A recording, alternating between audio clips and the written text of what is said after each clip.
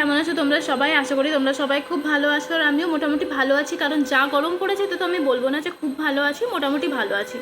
তো আজকে আমি, আমার বাবা, আমার মা তিনজনেই মামার বাড়িতে এসেছি, কারণ আমার মামার বাড়িতে আজকে বিপত্তারিণী পুজো। আর আমার বড় মামার মানসিক পুজো, তাই জন্য আমাদের তিনজনেরই ইনভিটেশন আছে, তাই জন্য আমরা মামার বাড়িতে এসেছি।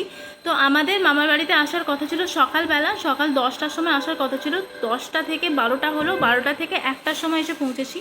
তো যখন আমরা পৌঁছালাম তখন অলরেডি পুজো হাফ হয়ে গেছে, পুজো অলরেডি তখন শেষ। আমার বোন সাইড থেকে উঁকি মেরে দিয়ে চলে গেল।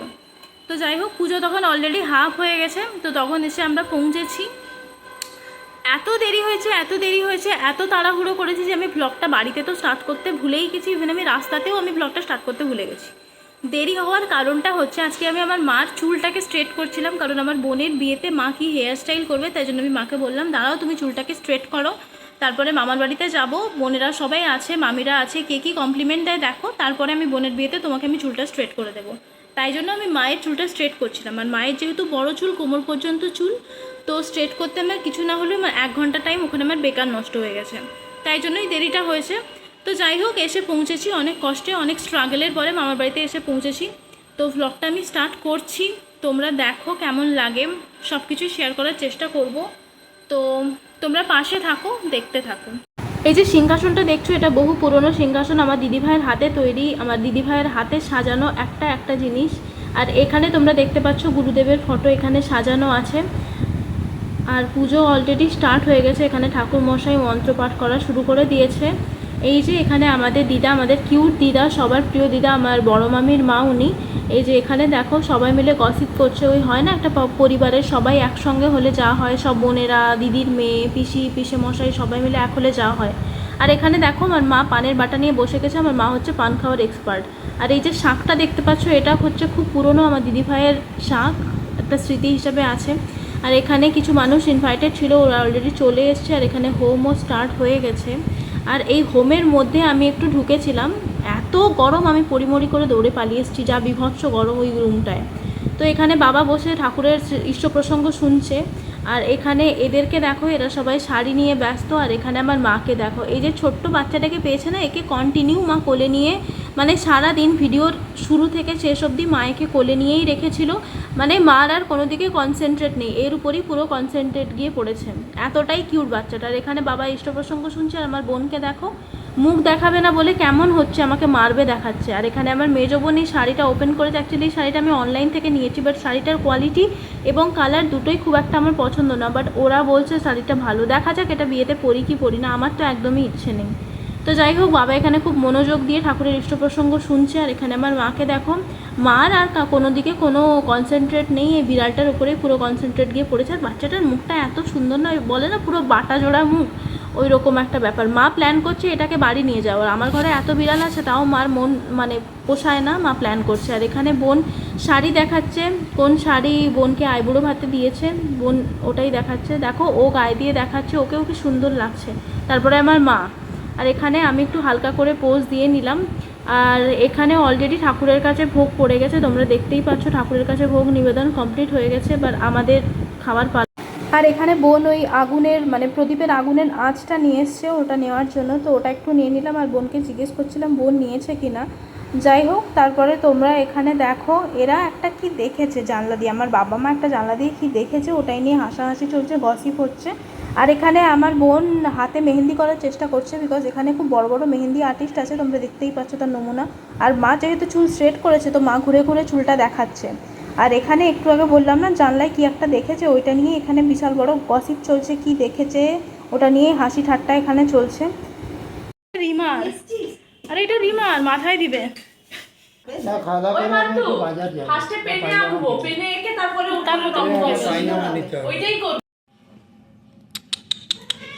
এত বড় ছেলে দুধ খাচ্ছে, দামড়া ছেলে দুধ খাচ্ছে, কি সুন্দর দেখতে দেখো। ও দনু বাবা, এটা ছোট ছেলে আর বড় ছেলে নাকি? দুটো ছেলেকে নিয়ে দদ খাওয়াচ্ছ? হ্যাঁ, দুটো দামড়া ছেলেকে নিয়ে দদ খাওয়াচ্ছ মা?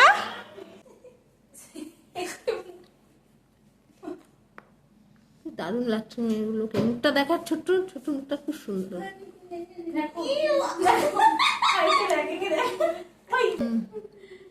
দারুণ লাগছে, একটা নাচ কর। बिजली बिजली बादल বিয়েতে নাচবো बादल बिजली सावन के वो जवानी। এখানে এই ছোটুয়া সত্যি নাকি? দেখি তো গুরু, দেখি চোখ, দেখি দেখা চোখ, এরকম করে চোখ বড় বড় করে দেখা। না না, এটা সত্যি কথা, আমি বলে দিলাম। নন্দিনী রিমা সুন্দরী তুমি কি করছো? সকাল থেকে খালি পেট ছিল না, ছাতু সর্বটা খেতে বমি চলে এলো। সত্যি পাতা পড়ে গেছে, সবগুলো খেতে বসে গেছে। এটা গুলটু স্টুডেন্ট, এটা আমার বোন, ও সবার আগে খেতে বসেছে। ওপাশে একটা কাকিমা খেতে বসেছে, এবার আমি আর এই বোনটা খেতে বসবো। আর এখানে দেখতে পাচ্ছ তোমরা, গুলটু এক গাদা লুচি নিয়ে যাচ্ছে, আর এখানে দিদা বসেছে কাঁঠাল ভাঙতে, দিদা কাঁঠাল ভাঙছে এখানে। যাই হোক, আর এখানে ফল কাটা রয়েছে, আর আমরা বসেছি এখানে খেতে। যাই হোক, এই ঠাকুরের প্রসাদটা না জাস্ট খেতে জাস্ট মারাত্মক লাগে, জানো তো। বলছি তুই যে ম্যাডামের কাছে পড়তে আসিস, ম্যাডামকে ভয় পাস? ম্যাডামের কি দেখলে ভয় লাগে? ম্যাডামের লাঠি দেখলে ভয় লাগে? মানে ম্যাডামকে ভয় পাস না, ম্যাডামের লাঠিকে ভয় পাস? আচ্ছা, ম্যাডাম আসুক, বলবো আর দু ঘা আজকে খেলাতে। আমাদের খাওয়ার পর এবার বড়রা খেতে বসেছে, বাবা, ঠাকুরমশাই, মা আর বড় মামা খেতে বসেছে, আর ছোটো মামি এখানে খাবার বেড়ে দিচ্ছে সবাইকে। তারপরে এখানে এরা বসেছে গসিপ করতে। আর খাওয়া দাওয়ার পরে এখানে বাবা তাড়াহুড়ো করে বেরিয়ে গেল, বিকজ বাবার বাজারে কিছু কাজ ছিল, তাই বাবা সবার আগে বেরিয়ে গেল। আর এখানে মা আর ছোটো মামি গুরুতর গল্প জুড়েছে, আর এখানে ছোট্টু শুয়ে আছে, ছোট্টু কিছুতেই মুখ দেখাবে না, তাই মুখে ঢাকা দিয়ে আছে। আর এখানে মা আর ছোটো মামি গল্প করেই যাচ্ছে। তারপরে আমি আমার মুখটা একটু দেখালাম, বাট যাই হোক, আমার মুখটা ইগনোর করাই বেটার। তো এখানে মা, ছোটো মামি আর দুটো বোন মিলে এমন গল্প জুড়েছে, একটা গুরুতর টপিকে গল্প হচ্ছে, সবাই মিলে খুব সিরিয়াস, ওটাই বোঝা যাচ্ছে ওদের মুখ দেখে। তো যাই হোক, এখানে ওরা গল্প করুক।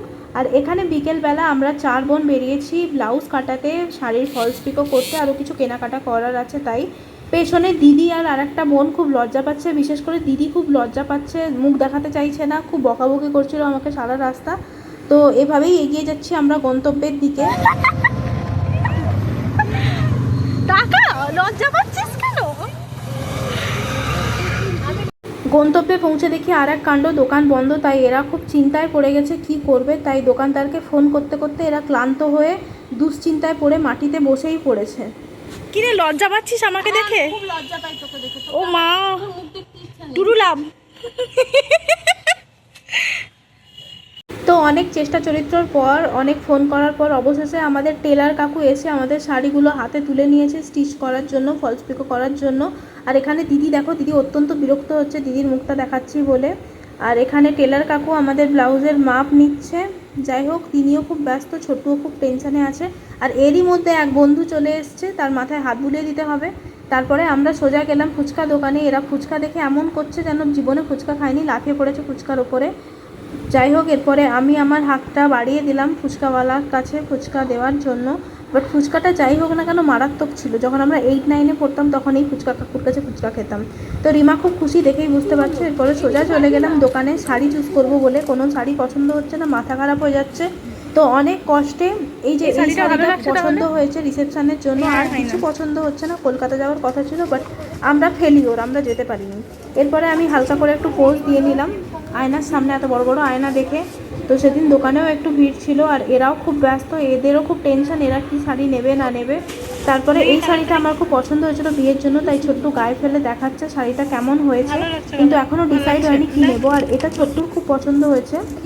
তারপরে দিদি দেখছে, আর এখানে রিমা দেখছে কয়েকটা শাড়ি।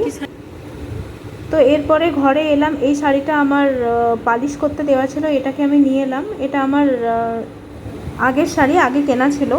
তারপরে এই শাড়িটাই আমি কিনলাম, সবাই বললো এই কালারটা খুব ভালো, তাই এই শাড়িটা আমি বিয়ের জন্য কিনলাম।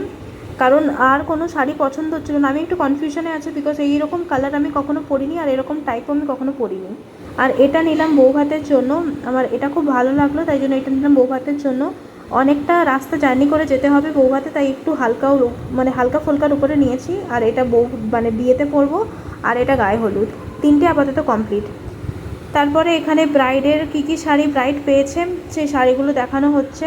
এই যে প্রথমে এটা দেখালো পিঙ্ক কালারের একটা শাড়ি, এখানে একটা ব্লু কালারের খুব সুন্দর শাড়িটা। তারপরে আরেকটা রয়্যাল ব্লু কালারের, এই শাড়িটাও মারাত্মক শাড়ি।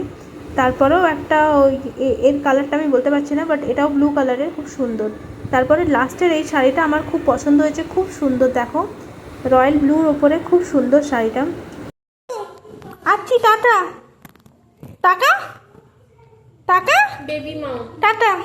তো সারাদিন অনেক আনন্দের পরে এবার বাড়ি ফিরছি, এবার বাড়ি ফেরার পালা। একটু মন খারাপ লাগছে, সারাদিন খুব আনন্দ হয়েছে, বোনগুলো সব আছে, দিদি আছে, দিদির বাচ্চাটা এসছে, ওই জন্য একটু মন খারাপ লাগছে। বাট কী করবো, রাত্রিবেলা বাড়ি ফিরে আসছি, বিকজ আমার ঘরে অনেকগুলো কুকুর বিড়াল আছে তোমরা জানো, তাই কোথাও থাকার উপায় নেই। যাই হোক, ভিডিওটা কেমন লাগলো জানিও। আজকের জন্য টাটা।